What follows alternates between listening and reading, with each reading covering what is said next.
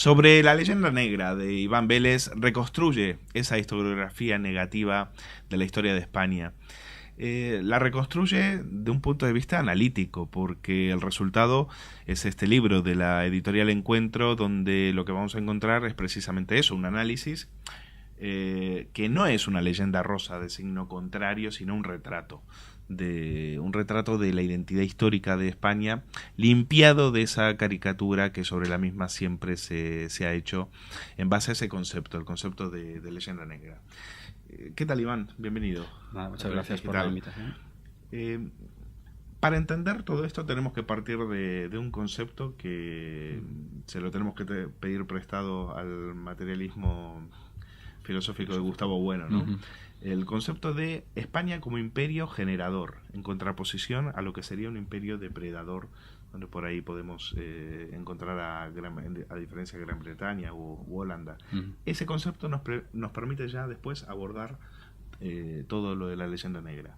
Cuéntanos sobre eso. Pues bueno, la pregunta es muy pertinente porque precisamente este libro, que por supuesto es deudor del materialismo filosófico de Gustavo Bueno, tiene, digamos, como origen, al menos en el interés que a mí me suscitaron estas cuestiones, precisamente un libro de Bueno, España frente a Europa, en el cual se plantea esta distinción entre plataformas imperiales. Ese libro, aparte de quitarle la carga y en cierto modo negro-legendaria que tiene el concepto de imperio, pues lo que hace es establecer una distinción entre generadores y depredadores. El generador, en el cual estaríamos incluyendo en esa categoría al español, lo que hace es integrar a las sociedades con las que se encuentra en su despliegue, en su avance, en este caso de escala universal, católico, aparte de la connotación religiosa, pues su etimología nos remite a la totalidad de la tierra, y lo que hace, ya digo, es intentar integrar en su norma e integrar en sus instituciones aquellas sociedades con las cuales se va encontrando. Digo encontrando porque, pues como todo el mundo sabe, América no existía hasta que no es precisamente descubierta dentro de esta expansión imperial. Por contra, podemos situar los imperios inglés, portugués, holandés, que lo que hacen es, en gran medida, y desde un punto de vista políticamente correcto actual, pues respetar las culturas autóctonas, porque en realidad lo que están haciendo es buscar los recursos y una serie de intereses muy concretos. Para distinguir de una forma más gráfica, digamos que los imperios depredadores se quedarían en los límites de esos territorios, estableciendo, como lo hicieron los portugueses, factorías, o como hacen los ingleses, apenas haciendo incursiones en el territorio, porque lo que se trata es de mantener esas estructuras, y, insisto, desde el punto de vista actual serían justificadas desde el respeto cultural, pero lo que se trata es de extraer recursos en gran medida, por decirlo así de una forma bastante rápida. Y esa sería una forma de distinguir. Bueno, si se trata de extraer recursos, España también fue América, y la rapiña, la codicia y la búsqueda de metales preciosos que luego después fueron enviados aquí a Europa, pues estuvo también a la orden del día. ¿Cuál es la diferencia? Bueno, la diferencia es que los indígenas acaban siendo incorporados, ya digo, a las instituciones, tanto políticas como religiosas de la época. Por supuesto, cuando yo digo que unos buscan los recursos, evidentemente no se trataba de ir allí a rezar el rosario. Estamos hablando de que, por supuesto, que hay que extraer los recursos que da el terreno, pero no hay más que echar un vistazo por las ciudades hispanoamericanas para darse cuenta que el urbanismo es plenamente español, que tenemos catedrales, tenemos audiencia, tenemos un sistema judicial, tenemos apellidos, tenemos el idioma español que une a todos los hombres hispanizados, y yo creo que esa es la prueba más evidente de que, por supuesto, que hay abusos y que se dan por descontado en toda actividad humana, pero la norma, insisto, y la estructura general iba encaminada a la integración de esas sociedades. Pero me ha parecido a mí que en el libro en ese sentido hay poca crítica con respecto a lo que se hizo mal en América, Sobre todo porque hay una historiografía seria en América, estábamos hablando fuera de micrófono, en la cual se viene a decir básicamente que en América la herencia española pues dejó bastante que desear, no dejaron instituciones fuertes y sí dejaron muchos funcionarios, muchos abogados y muchos curas. ¿Estás de acuerdo con eso? Estoy de acuerdo en que esa historiografía seria acusa grandes componentes de la leyenda negra, los incorpora, y que se le puede contraponer una historiografía no menos seria hecha por hispanoamericanos. Me estoy acordando de Carlos Stetzer, por ejemplo, de Oscar Levene, de todos los mexicanos que están ahora pues analizando lo que era Nueva España, y me parece que es más seria la historiografía no negro legendaria que la que lo es. Por poner un ejemplo, con respecto al asunto de los recursos, el tema de la mita, que sí que lo trato con cierta profundidad, es una institución prehispánica, hasta el punto de que la propia palabra mita no procede de Castilla, por reducir la cuestión española a Castilla, que es otro de los errores que habitualmente se cometen. Y entonces hay que decir que muchos de los efectos de la presencia española en América, aunque parezcan incorporados o instaurados por los españoles, son preexistentes, y desde luego yo pienso que desde luego esas sociedades, muchas de ellas en el Paleolítico, se incorporan a un estado muy superior de civilización. He ahí los efectos del imperio generador. ¿Ha sido injusta la historiografía con España en el caso, por ejemplo, de la Inquisición? En uno de los capítulos arranca con ese fantástico cuento del Pozo y el Péndulo de Edgar Allan Poe, en el que ese personaje que está a punto de morir, casi degollado por la Inquisición, pues es rescatado por creo que es un militar francés, sí, ¿no? Sí. ¿Por qué, si la Inquisición actúa en toda Europa, solamente ha quedado recuerdo en el imaginario de lo que se hizo solamente en España? Efectivamente, la actividad inquisitorial, que es uno de los temas centrales de la leyenda negra, pues supone un arsenal de recursos para atacar a la trayectoria seguida por España como sociedad política. En primer lugar, efectivamente, la Inquisición no es una cosa exclusivamente española. En segundo lugar, yo creo que ha sido tratada de forma muy acrítica, y me parece a mí que precisamente imágenes tan poderosas como las que ofrece Allan Poe son las que han quedado, y yo creo que esta es una prueba más de hasta qué punto la leyenda negra es una gran fábrica de imágenes y de propaganda, y ahí su éxito, que ha arraigado en las mentes no solo de los extranjeros, que es una cosa que se podría entender, puesto que si son sociedades que se enfrentan y fabrican esta leyenda, pues es lógico que se acojan a ella, sino lo que es más grave, que los españoles la han asumido plenamente, y la gente está con cierto morbo buscando en todos los castillos el sitio donde se supone que están los grilletes y ese pozo y ese péndulo del que habla Poe, que en realidad pues no existieron, porque además muchos de ellos son verdaderas recreaciones más bien cinematográficas. Pero desde luego sí, la imagen de una Inquisición quemando constantemente gente pues está muy arraigada. Lo que pasa es que los estudios cada vez mayores y más finos pues arrojan unas cifras que son anecdóticas con respecto a los crímenes que se cometen en el resto de Europa a cuenta de la religión, porque no olvidemos que la Inquisición es un tribunal de carácter religioso, ¿no? Aunque pudo ser utilizado por el poder en algunos momentos con otros objetivos. La cifra de gente muerta a manos de la Inquisición es bastante corta, pero la imagen negro legendaria que se ha construido alrededor de esta institución pues es muy poderosa. En todo caso, ¿quién tiene la culpa de eso? Si es difícil imaginar una conspiración en las distintas universidades del mundo de historiadores reunidos para estigmatizar a España y a sus siglos de oscurantismo y Inquisición. Pero es que realmente el problema, yo creo que es que aquí hay una separación entre lo que uno ve. Yo, por ejemplo, he tirado de un historiador francés, Dumont, lo que uno lee en los estudios historiográficos dista mucho de la imagen popular que se tiene del Imperio Español, no solamente en el aspecto inquisitorial. Por eso digo que realmente son dos esferas un poco separadas, pero que la que triunfa, digamos, popularmente, pues es precisamente la que no maneja ningún tipo de fuentes. En todo caso, por más que se quiera de alguna manera contrarrestar esa historiografía, los hechos están ahí, y la expulsión de los judíos fue la que fue. En el libro he hecho un poco en falta el destacar lo que realmente fue de tragedia personal para miles y miles de personas que tuvieron que abandonar su patria. Ahora que está de moda, de vuelta el tema, que el gobierno se plantea dar la nacionalidad a descendientes de sefardíes, que como este libro, ¿qué luz echa al respecto?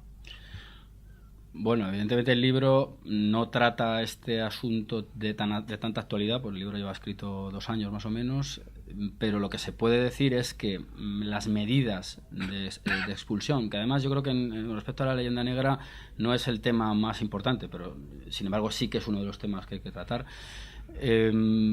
Por supuesto, nadie puede negar el drama personal que supone para un individuo abandonar su hacienda, su país, su familia.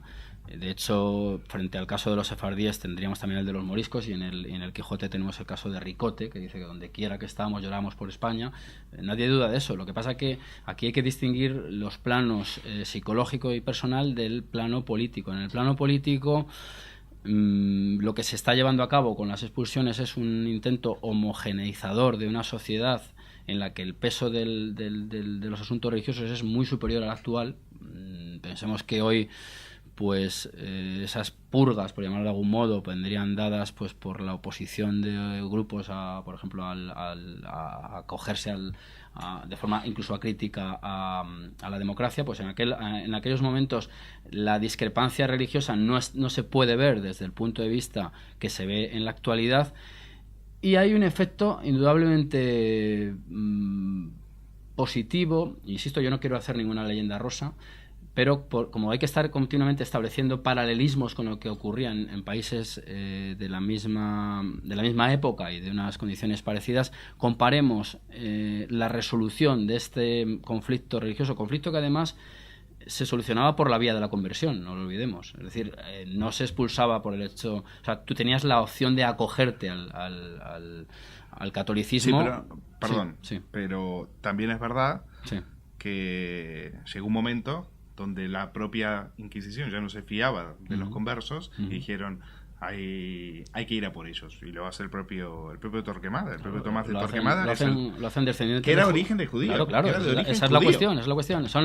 Vamos a ver, efectivamente el Tribunal de la Inquisición, que a lo que se dedica es eso, a ver la sinceridad o no, aun cuando entrar en la intimidad de la fe es muy complejo, pero bueno, hay unos componentes externos que pueden dar algunas pistas. Pues sí que se nutre de conversos. ¿Por qué? Porque el converso que lo es, porque no hay peor cuña que la de la misma madera, como dice el refrán, el converso que lo es sinceramente sabe perfectamente del que sigue haciendo prácticas judías en la intimidad de su hogar, por decirlo de alguna manera así actual. Lo que yo quería decir con el argumento que no he terminado anteriormente es que estas medidas que ahora se pueden analizar y revisar, por supuesto, todo está sujeto a crítica y a revisión, evitaron lo que ocurrió en otros países adalides de la tolerancia, que son las guerras de religión, y en toda Europa estuvo pues ensangrentada con guerras de religión. El caso más inmediato es el de la matanza de San Bartolomé en Francia. Es decir, que el hecho de... La matanza de los hugonotes. Efectivamente. Y en España no ocurrió nada semejante, ni por asomo, ni incluso con el sumatorio de todas las muertes en cuyo móvil es religioso. Entonces, en ese sentido, se puede establecer un balance positivo, por supuesto. La expulsión de las personas no es la exterminación. Nunca puede. Cree que puede hablarse de algo positivo esas miles y miles de personas dejando sus hogares, encontrándose, por ejemplo, como muchos judíos en el norte de África, siendo saqueados y robados y violados por encima por estar ahí, perdidos en el desierto, expulsados de su patria. No, yo no estoy... vamos a ver, el libro no trata de hacer un juicio y una justificación de todas las medidas. Se trata de analizar las alternativas, establecer paralelismos. Frente a los que son masacrados, pues también se puede oponer los que se colocan en Ámsterdam al servicio de la propaganda antiespañola, que es donde está gran parte del origen de la leyenda negra, en las imprentas centroeuropeas. Sí, pero no se inventan nada. O sea, se inventan muchas cosas. Entre lo que ocurrió en América y lo que se dice que ocurrió hay grandes distancias. Respecto a lo de América, resulta curioso que Isabel la Católica fue partidaria de la defensa de lo que hoy llamaríamos derechos humanos en el caso de los indios, pero no tuvo la misma benevolencia con los que no eran, con los no cristianos, ¿no? Claro, porque los indios no tenían, hay que ponerse, insisto, en la perspectiva de la época, los indios no tenían noticia no habían rechazado la fe, los otros sí la habían rechazado. No lo digo yo, es la explicación de los hechos que acaecen en esa época, y eso es una cuestión fundamental. 2 capítulos, uno dedicado a Emilia Pardo Bazán y el otro a Blasco Ibáñez. ¿Por qué? ¿Por qué la figura de estos dos escritores tienen que ver con la leyenda negra? Bueno, pues vamos a ver, el libro está dividido en 2 partes. Digamos que la leyenda negra no nace con Emilia Pardo Bazán, ni siquiera su combate. Es decir, yo he puesto algunos ejemplos, uno de los más claros y más conocidos es la España defendida de Francisco Quevedo. Es decir, desde el siglo XV-XVI, sobre todo XVI, perdón, se tiene conciencia de que hay una elaboración, porque este es un libro de libros y esta es una guerra en gran medida de papel, en el sentido de que hay que contraponer textos a textos. Se tiene conciencia de que existe una sistemática propaganda antiespañola basada en aspectos políticos pero también religiosos, entre ellos los que acabamos de tocar, que como vemos son polémicos hasta hoy en día.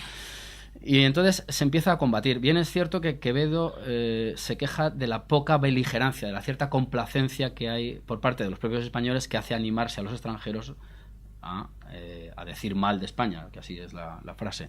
Eso ya digo que se pone en práctica durante los siglos anteriores. Yo pongo también el caso del Antijobio, de Gonzalo González de Quesada, en el cual pues ya digo que se trata de neutralizar los ataques. ¿Qué ocurre? Que es precisamente cuando el imperio cae o se transforma, que es una de las tesis que defendemos, en naciones soberanas y políticas, resolviéndose de este modo el problema que causa esas sociedades del Paleolítico que han ascendido a otro rango, cuando surge, a raíz sobre todo de la guerra de Cuba, el rótulo leyenda negra, la expresión leyenda negra. Ya digo que se estaba ejercitando. De forma representada aparece en ese momento, y aparece de manos de Emilia Pardo Bazán, que es una gran estudiosa de los conquistadores españoles. Desde siempre parece ser que le interesan esos temas. Es una persona muy vinculada a la potencia cultural de la época, que es Francia. Creo que la expresión de leyenda negra nace probablemente en Francia, pero la aplicación de esa leyenda negra para caracterizar toda esta serie de relatos y propagandas, hasta donde yo sé, porque esto está sujeto a sorpresas de archivo, lo hace Emilia Pardo Bazán en una intervención que hace en Francia, en la España de ayer y la de hoy. Es un texto que además hemos colgado, lo hemos sacado de la Biblioteca Nacional y está colgado en internet, todo el mundo lo puede ver, y entonces contrapone un imperio que está ya agotado, como el español, a un imperio naciente, que es el estadounidense, que además no olvidemos que en el caso de Cuba, pues aparte de todos los episodios del Maine y del conchavamiento que tiene con algunas facciones cubanas, pues en ese contexto se reedita la obra de las casas por parte de los americanos. Las campañas de los periódicos son muy, muy potentes, precisamente incidiendo en estos asuntos negros legendarios. Y entonces, pues Emilia Pardo Bazán, ya digo, contrapone una leyenda dorada a una leyenda negra, es un peligro también caer en la leyenda dorada. Yo trato de alejarme, espero no haber cometido ese error. Y ella, pues digamos que lanza ese rótulo. Ese rótulo, además... Lo hace, perdona, sí, Iván, lo hace precisamente quizás en el país que más ha potenciado, ¿no? Uno de ellos, efectivamente. Esa leyenda negra. Uno de ellos, porque además Francia, yo lo que he visto que quizá el testigo de la leyenda negra va pasando, es una tesis de Sverre Arnoldsson, un sueco, que dice que gran parte de los componentes de la leyenda negra surgen en Italia, en las fricciones que hay entre italianos y españoles. Esa leyenda negra, esos componentes pasan y se fortalecen con el componente americano, del cual uno de los nutrientes, los nutrientes son religiosos españoles, las casas a la cabeza, pasa a Holanda, pero precisamente eso es un asunto muy interesante, precisamente con la Ilustración, digamos que el testigo pasa en gran medida a Francia. Está la cuestión de la famosa pregunta ¿qué se debe a España?, ¿verdad? De Morvilliers. Entonces, efectivamente, es curioso. Es el nombre de un capítulo. Es el nombre de un capítulo, que se debe a España, ¿no? Y produce unas reacciones y sí que es cierto que es curioso que es en Francia donde pues el rótulo queda negro sobre blanco. Nadie ha hecho más daño quizás que el caricaturista este francés que hacía, no recuerdo, Debris o Debris, los españoles comiéndose a los niños. Efectivamente, que además es curioso porque esa la iconografía que claro, él no había estado en América y pinta unos indígenas que no reflejan el tipo real, ¿no? Sí, no se sabe si son humanos. Claro, son humanos, es una cosa... Y eso ha hecho mucho daño. Sí. Ha hecho mucho daño, ¿no? ¿Y en el caso de Blasco Ibáñez? De Blasco Ibáñez. Pues Blasco Ibáñez, vamos a ver, Blasco Ibáñez en 1909 tiene una gira muy exitosa por Argentina. Blasco Ibáñez, entre Pardo Bazán y Blasco Ibáñez, y lo he recogido en el libro, la prensa ya se hace eco de esta expresión y la incorpora bastante. O sea, esos 10 años se ven muchos ejemplos porque además Emilia Pardo Bazán era una mujer muy poderosa en la escena literaria de la época, y enseguida pues se hace una articulista potentísima. De hecho, y en América también escribía en el Diario de la Nación, efectivamente, como tantos otros españoles. Claro.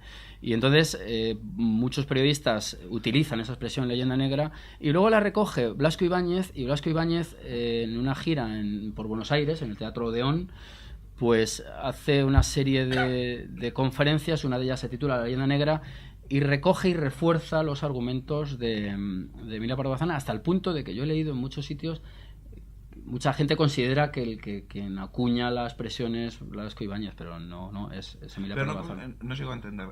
Al final, ¿solidifica esos argumentos? Sí, los solidifica. O sea que vuelve esa especie de autoflagelamiento, ¿no? No, al revés, los combates.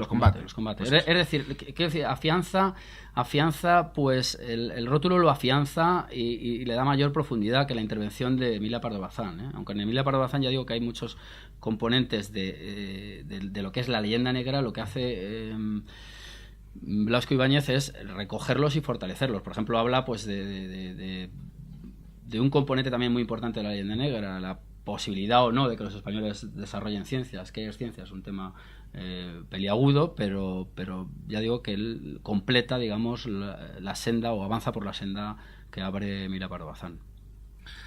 Vamos a dejarlo aquí, Iván.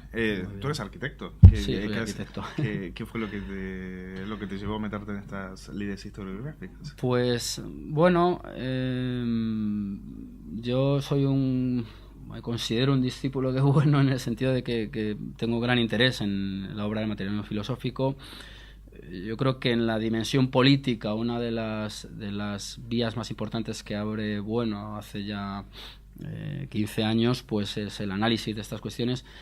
Eso por un lado. Por otro, a mí me parece que el tema, más allá de las discusiones académicas, que como acabamos de ver ahora está de actualidad, es decir, sobre la historia de España hay un prisma que se interpone, que es el prisma negro legendario, que distorsiona, a mi juicio, todo lo realizado, y que tiene unos efectos muy importantes en la realidad diaria, porque el libro lo acabo pues tratando una serie de temas que creo que el libro queda abierto en ese sentido, y habrá que irlo viendo cómo evolucionan.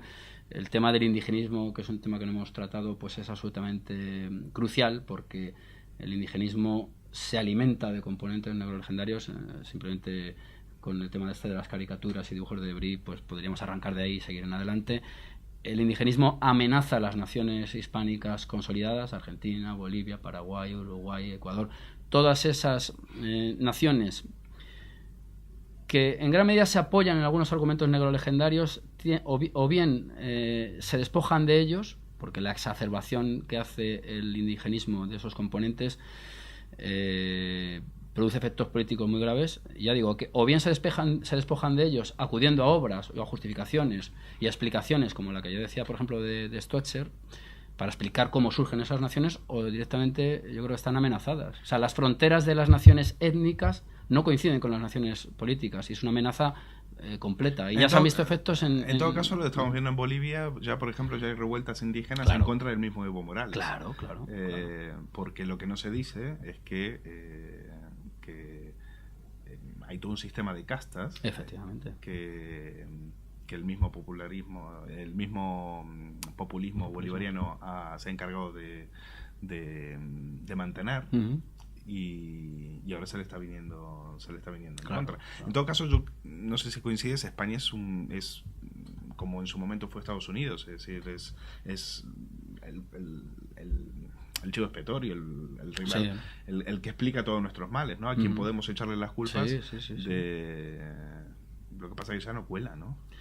Hombre, cuela un poco, porque cuando han surgido discrepancias y fricciones en relación con, precisamente, pues yo qué sé, lo de Vaca Muerta, lo del Canal de Panamá, en cuanto a empresas españolas se implantan allí y pues aparecen con excesiva frecuencia argumentos negrolegendarios. Siempre parece como si volviera Hernán Cortés, que por cierto México existe solo, o sea, sin Hernán Cortés no se explica México, y de hecho muchos historiadores mexicanos reivindican, aunque sea una figura completamente negra en México todavía, yo espero que eso cambie, reivindican la figura de Cortés porque saben que si no se disgrega completamente la unidad, que la unidad se la dota el virreinato de Nueva España, si no, no existe México, ¿no?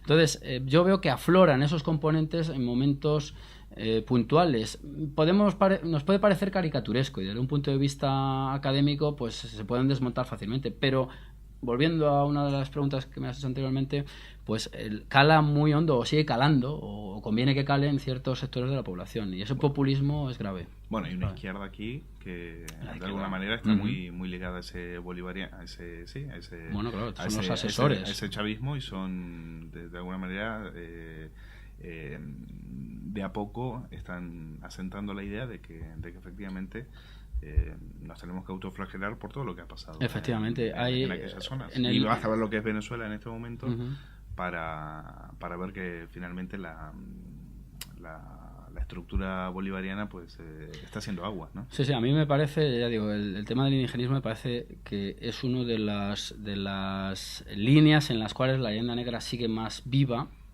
Precisamente en Venezuela Hugo Chávez se describía a sí mismo, Hugo Chávez Frías, así se llamaba, indio alzado, bueno, como un hombre que habla español, que es católico, que se llama Hugo Chávez Frías, seguro que es un indio alzado. Es decir, que todavía propagandísticamente, que es un poco el aquí de la cuestión, sigue funcionando todo ello en Hispanoamérica, y eso es algo preocupante, pero no porque España deba tutelar a nadie, en absoluto, eso nadie lo afirma, eso es un auténtico delirio, sino porque precisamente todas esas construcciones políticas se ven amenazadas precisamente por la exacerbación del indigenismo, que está alimentado por la leyenda negra y por otras facciones. Me estoy acordando, por ejemplo, de las iglesias evangelistas o evangélicas norteamericanas, que creo que tienen mucho que decir en estos terrenos.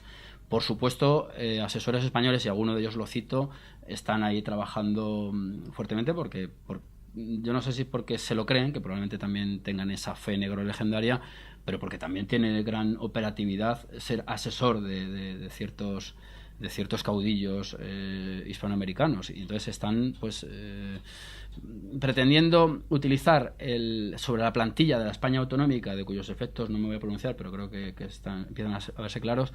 Utilizando la plantilla esa, tratan de colocar en ese puzzle a las naciones étnicas. Eso es terrible para una sociedad política que pretenda la igualdad de ciudadanos, y eso para mí es uno de los desarrollos de la leyenda negra actual más graves.